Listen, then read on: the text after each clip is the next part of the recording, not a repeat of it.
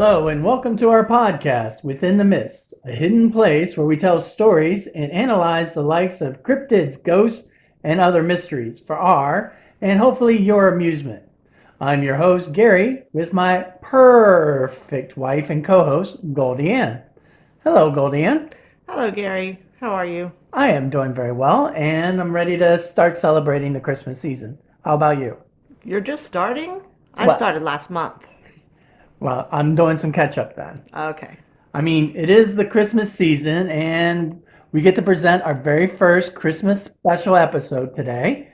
In fact, Santa has already given us our present. As some of our listeners may know, we recently sold and bought our new house. This should not affect our weekly scheduling of broadcasts, but it does mean I can finally unpack our recording equipment and set up an actual sound room. I'm really hoping that this is going to improve our podcast recordings. And I wanted to know, are you excited about the move? I'm very excited about the move. I have a heated pool now. Is that enough? Or I'm excited about our podcast room. With the heated pool. With a heated pool. Not in the podcast room. Yes, let's not put the soundproof room in the pool. Electrical equipment and water don't mix. Neither do golden retrievers, but she's going in. Well, this is our Christmas episode, and I did want to put in a disclaimer that even though this is a Christmas-themed episode, it still has a darker tone than you would find in most feel-good holiday stories.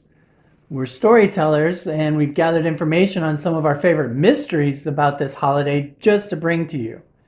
So if you came to be entertained by a spookier side to the season, then turn down the lights and let us tell you about some of the most fascinating Yuletide stories with our own 2 cents of what they mean. To start this off, the Christmas season is a time for sharing stories and tales about Santa Claus, the Grinch, and most importantly, the birth of Jesus. However, I have a Christmas story that does not share in the popularity of the others. And I want to change that with a part of a poem that's an important part of the Christmas culture for the people of Iceland. That's far away. Well, and you would think Iceland at Christmas time really suits the season of snow and ice and all that holiday traditions. And part of that is a book known as Christmas is Coming, which was translated from Icelandic into English for the first time in 2015. And the author writes, "He opened his glaring eyes wide, the two of them glowing bright.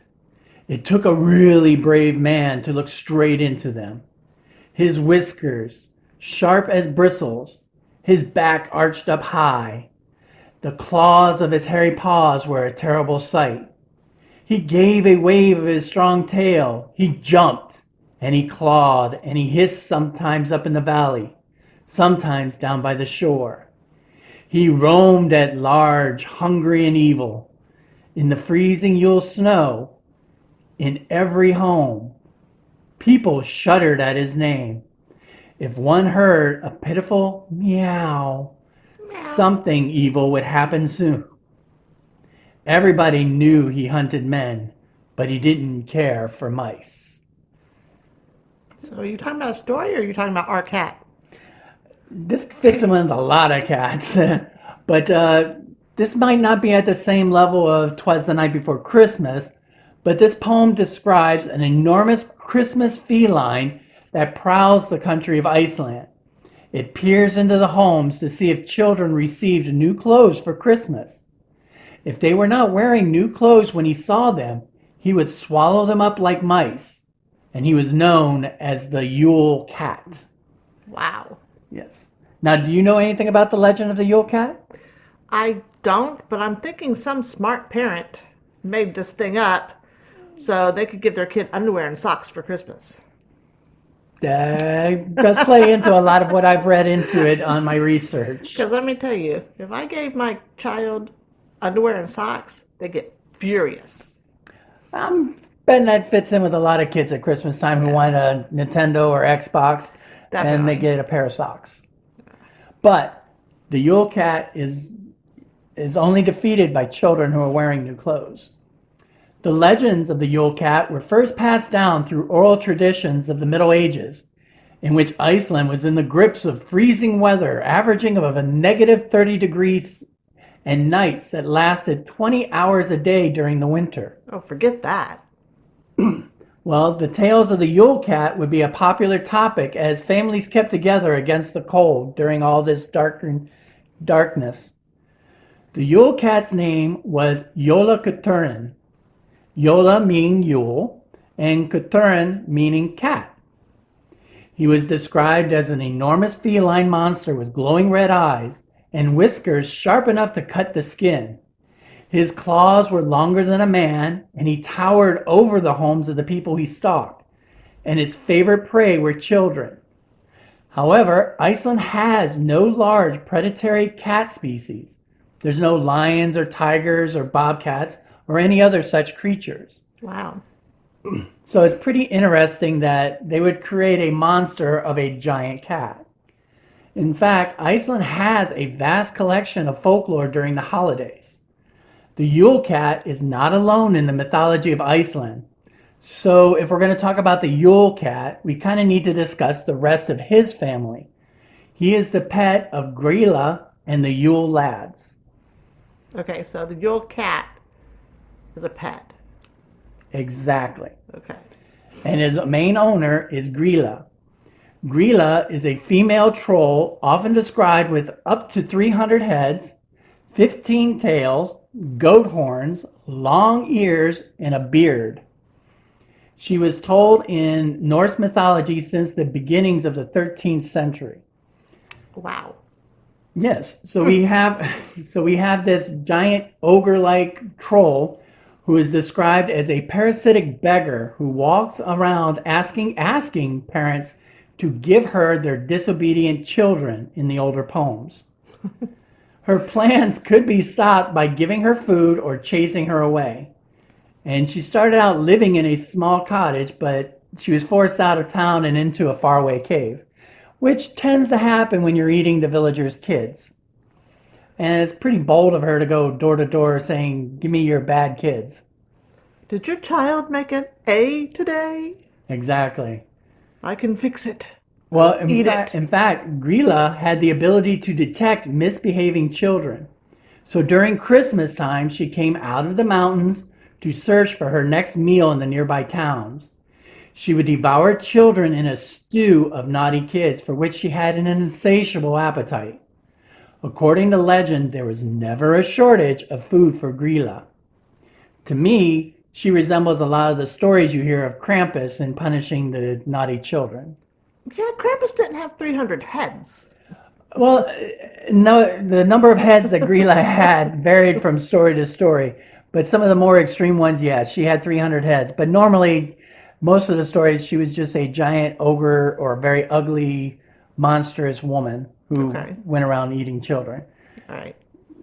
But maybe, she's dateable for the Krampus. I don't know. Oh, now that maybe, yeah. But another important factor about Grýla is that she is the mother of the Yule lads. Were they good or bad? Both. If she was bad, why didn't she eat them? They weren't children. Young. They weren't children. Oh. They were troll-like or dwarf-like in this case. Okay. Now, a bit of trivia for you. Oh, God. Santa Claus does not actually exist in Iceland in the same manner as he does here in the United States. Okay. The responsibility of bringing gifts to children each year in Iceland belongs to a band of Christmas lads or Yule lads. The number of these trolls varied from 9 to 22, but the most common number of them was the lucky 13. These brothers would make their way down from their mountain cave. Lucky 13? Well, That was unlucky here. Here it was kind of lucky because kids would get gifts for 13 days. Huh. Because we're not even allowed to have 13 on elevators. Wow. You skip it. Iceland does things differently. Obviously. Yeah, they've got things that'll eat you there. True.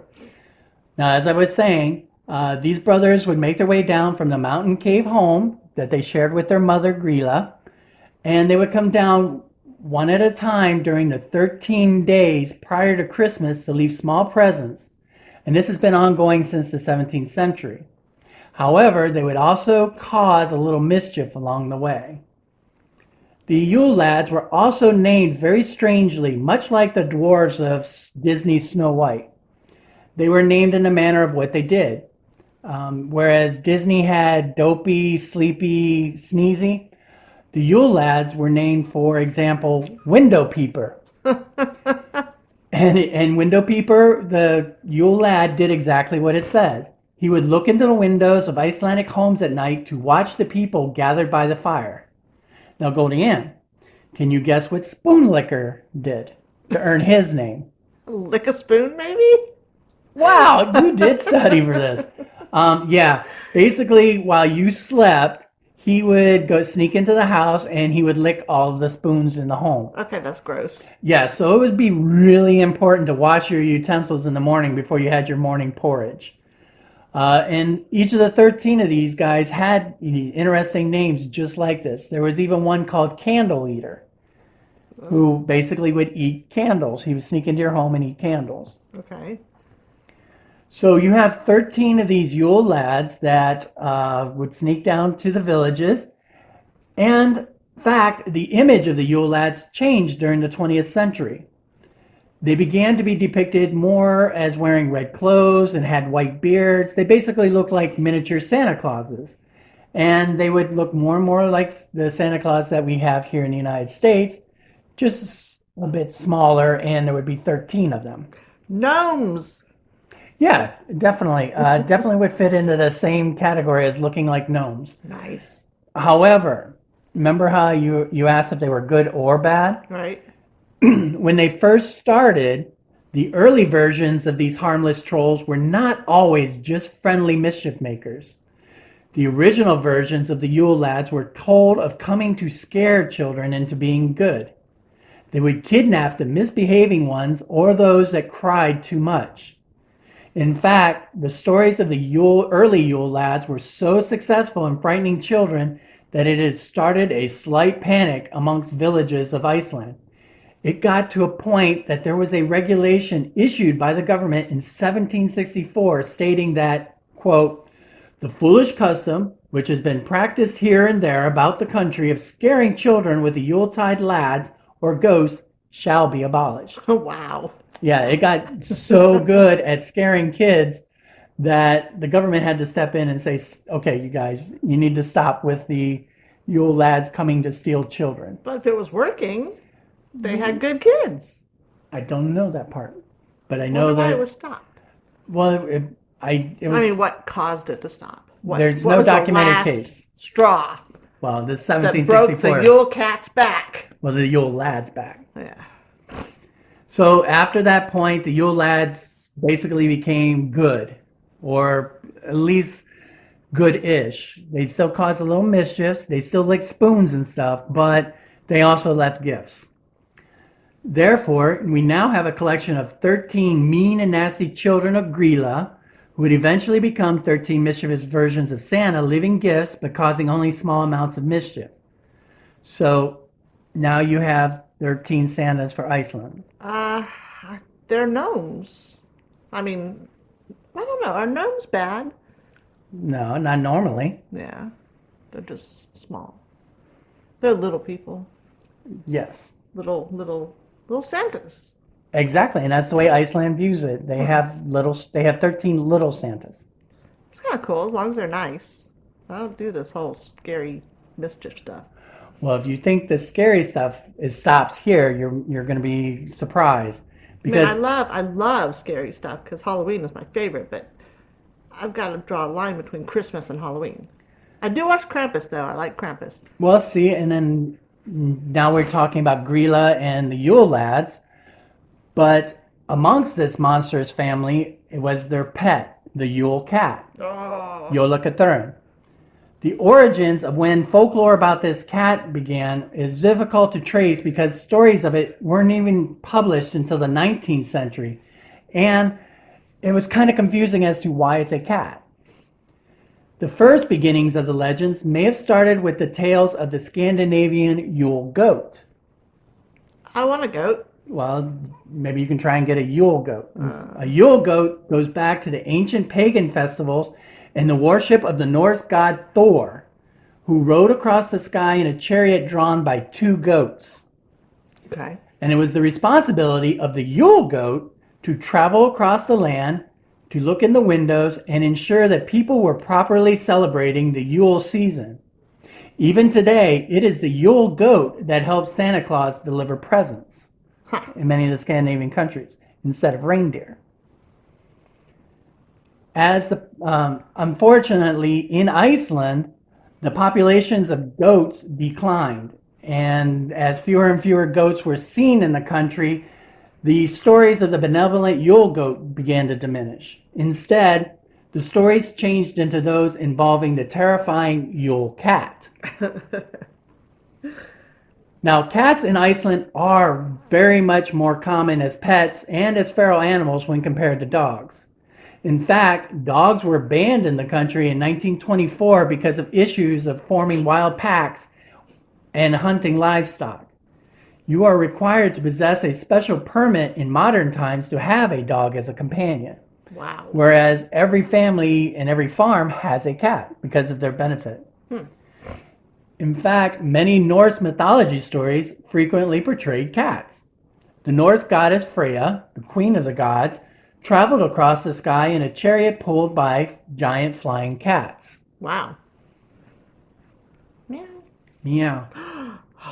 Yes, I'm now showing a picture of the most common type of cat that you would find in Iceland, known as the Norwegian Forest Cat, which, if you want to picture it, try and imagine a Maine Coon. It's large, extra fluffy, and is depicted in many of the ancient stories of Icelandic culture, which may help to describe the shaggy appearance of the Yule Cat. That's going to be our next cat. We're going to get a Norwegian cat for our next pet. Sure. Now, whether or not the Norwegian cats were nice, there is another reason for this monster being a cat.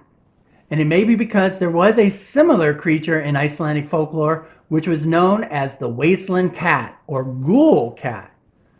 And Ghoul Cat, Yule Cat, they kind of rhyme. Yeah. Now, this feline was told to be an enormous and feral cat that would bury itself in the ground of a cemetery, and then it would continue to grow while it was underground until it was the size larger than a dog. Then it would leap from the cemetery ground to hunt sheep, livestock, and humans with Wow. eyes that could kill a human with its own look. Huh. So they already had legends of a cemetery cat that would go out and hunt people. And some of this may have combined with the Yule goat and created the legends of the Yule Cat. If it's not broke, don't fix it. Just change it. And change it they did. Now, we have an understanding of what the Yule Cat was. Now we can discuss why they had such a monstrous feline existing during the Christmas season. The simplest explanation is in connection to the clothes and wool that they utilized to make them. During the winter months of ancient Iceland, there was a critical need for warm clothes and the production of wool. Remember how I said the temperatures would drop very drastically during the winter months, especially during 20 hours of darkness. So it was really important to have warm clothes. So the sheep and such that they had could provide that. Okay. During the Middle Ages, Iceland began exporting their wool and it became their primary export. So this is how the country made money. The wool and wool products grew into the primary aspect of the Icelandic economy. And chores dealing with wool required the participation of the entire household during this time. It became part of their daily activities once the autumn harvest finished. Then the nights started getting longer, and the largest task left to the farms and their families was spinning and weaving. Wool was actually utilized as currency to pay for workers and the farmhands. So instead of getting coins, you could hire people to work on your farms or to shear your sheep. You would pay them in wool or yarn. It became that important as an economy. The sheep raised in Iceland actually have two kinds of hair. First, there's a coarse, more water-resistant top layer, and then there's the secondary insulating layer. The different layers would be separated by hand, and then they would send the different parts of the sheep's coats to be used for different textiles. This work required everyone in the family to participate, as they had to separate, they had to spin, and then they had to knit the wool. This meant the work involved the men, women, and children in order to produce yarn to sell. And they would also knit winter clothes for warmth during the freezing winter months. That's a lot of work. It very much was, and it took many hours, and you had to kind of do this in the dark. Ugh. So you would have a family sitting around the fire of the fireplace, and they would all have their big bundles of sheep hair that they would have to separate into different parts. Someone else would be combining them and spinning them into string, and then they would sell that off to the textiles or use it for their own purposes. Wow. It's a lot of work. But it was important work. In fact, a Christmas gift amongst these farming communities was limited because of the need of practicality being more important than toys. Many of these gifts consisted of woolen clothing, but that was only possible if everyone helped and did their fair share of the work in the clothes, making of the clothes. If someone didn't do their part, then someone wasn't getting warm clothes for that winter. The legend of the Yule Cat stated that only people who did not receive new clothes were attacked, making him responsible for showing the importance to the production of wool and scaring children, and even some adults, into finishing their work before Christmas and the coldest months of the year. So you would have these owners of the farms and family leaders saying how important it was to get this work done before Christmas, because it would take place before the winter months, before it actually really got freezing. So the tradition of the Yule Cat created a strong work ethic and the focus of being prepared appropriately for the cold. The Yule Cat wasn't just responsible for making people work harder. He also helped create social bonding in the family. He didn't scare people just into working hard. He also helped encourage families to work together and create their bonding. Families would gather on the winter nights around the fire and work on the production of the wool. The children of the family learned to read and write while the families worked on the wool. These children would entertain the older members of the family by reading out loud. And many of these stories involve supernatural stories teaching fundamental life lessons and morals. So it's all kind of coming together. That's kind of interesting. Yeah, it's nice, especially for the holidays, because the holidays should be about family. Right. Now, it shouldn't be caused because you're scared of a giant cat, but the result is that families, group together better. In fact, this reading that the children did helped support a later holiday that Iceland has. Iceland still celebrates a Christmas holiday called, and I hope I pronounce this right, Jólakötturinn. And that's translate as Christmas book flood. And this is a time when people give each other books for the holiday. Ah, that's a great holiday. Exactly. So all these people would, buy books for their family members or friends, and it was a really common Christmas gift that they would give from one to another nowadays. Awesome. And it might have stemmed back all the way back to the time when kids would read while the older and more experienced people spun wool to keep everyone alive from the Yule Cat. So yes, the Yule Cat may have begun as a warning against laziness, or else you might get eaten up, but it's now just a part of the Yuletide tradition in Iceland. No one really believes that a giant cat's going to eat you if you don't have new clothes. In fact, the city of Reykjavik in Iceland built a 5-meter high by 6-meter long LED sculpture of the Yule Cat in 2018. Wow. So you have this lit up statue that possessed glowing red eyes, acting more of a harmless reminder of the importance of hard work. It works as a reminder of power of folklores and storytelling, attracting crowds from across the world. Do we have a picture of this? Yes, I do. Oh, good. And I will post a photo of what the Yule Cat statue looked like. On our Facebook page. On our Facebook page within the mist that we hope everyone is joining. Okay. However, when you see this statue, you also have to remember there was a lot of people who were upset by the statue as well. Some of the critics said that the government spending millions on a statue about a cat that eats poor people without new clothes was ridiculous, instead of spending that money to help the poor get new clothes. So there was a big argument about, government spending money on a statue rather than spending it on the people. I don't know. The statue sounds kind of important. For tourism and such, I'm sure it is. And scaring children. Into working hard in the winter months. That's right. Hey, just think how warm they were with that wool on them, knitting those clothes. Child labor laws were much different back in the ancient Iceland. Okay. Now, today, every year around Christmas, New York does a famous musical rendition of the 1932 Yule Cat poem, and it's played on radio stations across Iceland. If you're not familiar with who Björk was, basically everyone from the 80s kind of was. She's an Icelandic singer and songwriter who's been performing over the past 4 decades. I used to listen to her in college when she was the lead singer of the Sugar Cubes, and then she started performing solo. She's kind of a alternative, very avant-garde type of musician. I just thought it was a guy. Who am I thinking of? I do not know, but Björk is definitely a woman. I think I'm thinking of a tennis player. Definitely a different category. Now, When you said she, I'm like, what? yes. Yeah, I think I'm thinking of someone totally different. So we have songs about the Yule Cat. We have poems about the Yule Cat. This famous feline even has children's books that have a much more family-friendly version of the Yule Cat. And there's holiday greeting cards of the Yule Cat, and even chocolate Yule Cat candies that you can buy. I like chocolate. Well, you can have a chocolate Yule Cat now.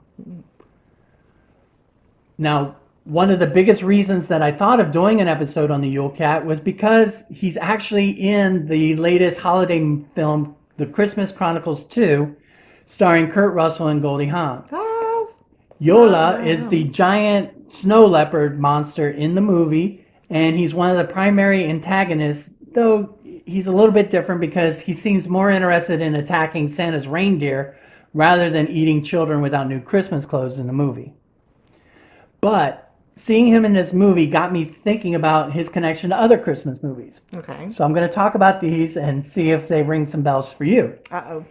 I mean, when you think about the story of the Yule Cat and the importance of getting clothes for Christmas, doesn't that kind of put a whole different spin on a Christmas story in which Ralphie receives his pink bunny pajamas from his aunt?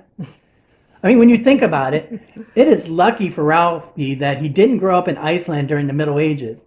That pink nightmare may have just saved his life. That's true. And him not wearing it would have gotten him eaten up. True. So think about that, Ralphie, when you dress up as a pink bunny for Christmas. Right. So That's a good point. that's a very good point. And here's another one. Uh-oh. Okay. And this is what goes through my head now that I'm watching Christmas movies after reading about the Yule Cat.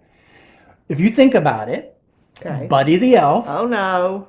Not my favorite movie. Well, think about this. Buddy the Elf was not only getting something special for his father when he bought that lingerie, he was actually buying him something that would protect him from being gobbled up by the Yule Cat. Oh, he's such a good son. He is an amazing son. I never actually realized that this tradition had been a part of my own actual life.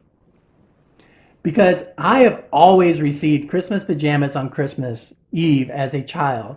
And I continued the tradition with my own children as they grew up. And in fact, still growing up.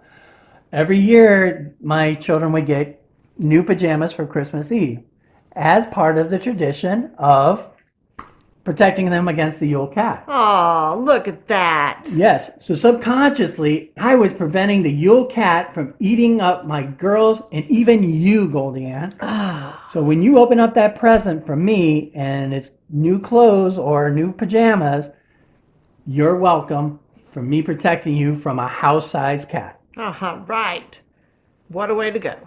And in fact, your daughter, My daughter, Katie, Katie. can actually be considered a hero. Oh, Because what has Katie now gotten into the Oh, hobby of making. she's knitting. Oh, no, She no, no, she's crocheting. He is crocheting, and what is she crocheting? She's making Hats, hats. I'm sure she's making blankets, scarves and blankets. So she's been very and busy with her toys. crocheting of hats and scarves. So just imagine all the people she is saving this Christmas. Aw, she's such a giving person. Who would have known? Who would have known that Katie was the hero of the hero against the Yule Cat?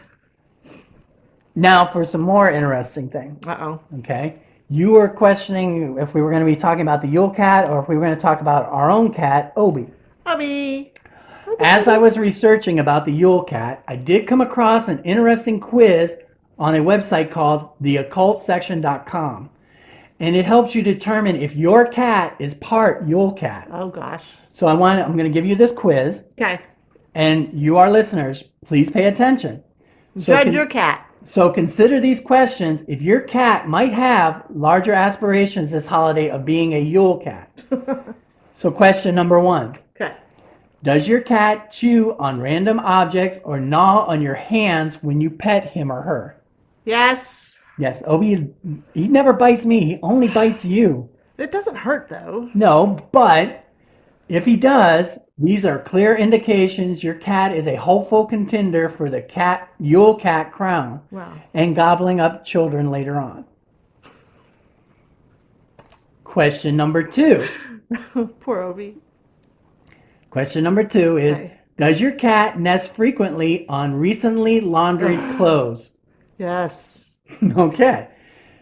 If it's yes, this is because he or she wants to memorize the fresh scent of detergents, i.e., new clothes that will save a holiday reveler's life. Extra points if your cat also needs the clothes of guests and even complete strangers. She is attempting to learn the subtle differences in grocery store laundry detergent brands. So as your cat is laying in your clean clothes, he is actually learning the smells of detergent brands. All right. So it doesn't look good for Obi. No. Number 3. Does your cat enjoy resting on coats and clothes you've recently worn? Yes. So 3 for 3. Don't make the mistake of thinking your scent gives your cat comfort. He or she is in fact learning the smell of worn clothes so he can compare it with the aroma of new clothes. This is a dead giveaway that your cat plans to kill you next year if your mother doesn't buy you new pajamas. And the last question. Oh, gosh. Okay. Does your cat take an extra interest in holiday decor, including but not limited to the Christmas tree, ornaments, and gifts, both wrapped and unwrapped? Yes. So Obi is 4 for 4. And this is most likely the most serious symptom of a would-be Yule Cat behavior. Each time your cat climbs the tree or bats at an ornament, your cat is pretending that they are a giant monster and the festive accoutrements are your flayed skin. So you can see how your little docile house cat might be part Yule Cat. Uh-huh. Now, not all cats are successful at becoming Yule Cats. Take the movie Christmas Vacation, for example. We all remember the cat in that movie who pretty much was destroying the Christmas tree by chewing on some Christmas lights, and we saw what happened to him. So it's still very important that even if you are a little bit afraid of your cat becoming a Yule Cat, please take care of them and make sure they aren't chewing on the Christmas lights, because they may not be a successful Yule Cat and just end up as a fricasseed kitten. Now, this article also recommends not mentioning Jólakötturinn by name. Oh, good job. Well, he's in another room. Okay.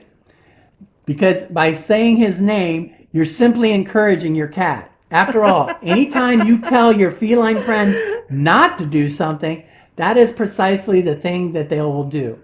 Yeah. So be sure to keep your family safe this wintry season while denying the very existence of this terrifying holiday cryptid. So I'm sure all of our listeners are now looking at our cats and feeling just a little bit more scared of them during the holidays. As they should be. Mm-hmm. So, GoldieAnn, Yes. What are your final opinions about the Yule Cat? It's terrifying. It very much can be. In fact, like I said, the Icelanders got really good at scaring their kids to the point where they had to change the Yule lads from kidnapping children to leaving small gifts. So, telling stories of a cat that'll eat them if they aren't wearing new clothes, Right. That's smart. they were probably really good at scaring kids into being good. Yeah. And not And- complaining when they got new clothes for Christmas. Exactly. So you should not do that. Now, in my opinion, yeah, you can definitely see how this. I don't think this would anyone actually assume that the Yule Cat was a real creature, but it was a really good tool in getting kids to work on their chores, especially when it came to wool production and in making sure that they wore warm new clothes. Yeah. Well, the Yule Cat legend did act as a warning to young children that being lazy would have serious consequences, to include being clawed and eaten alive by a massive cat. Now, we at Within the Mist hope that you appreciate those socks you receive this holiday season. And we really hope that your Christmas is free of giant flesh-eating murder floofs. Little floofs. Murder floofs. So, at this time, I'm going to make sure that I wear my new holiday underwear this Christmas Eve. I think it's a good time to make our way back out of the mist and bring this episode to a close. We do want to give special thanks to bensound.com for the introduction music, and we hope you enjoyed our stories about this holiday topic and will come again for another episode. Please spread the word to your friends who would enjoy listening to our tales about cryptids, ghosts, and other things that go bump in the night. And we really do appreciate how many of you have subscribed even during the short time that we've been active as a podcast. You make these episodes worth it and a lot more fun. So until our next episode, we hope you make your way out of the mist safely and perhaps a little bit more curious. Merry Christmas from us at Within the Mist. And don't forget to check out our Facebook page where you'll find all of the pictures that we've talked about today. And on that one closing word for you tonight,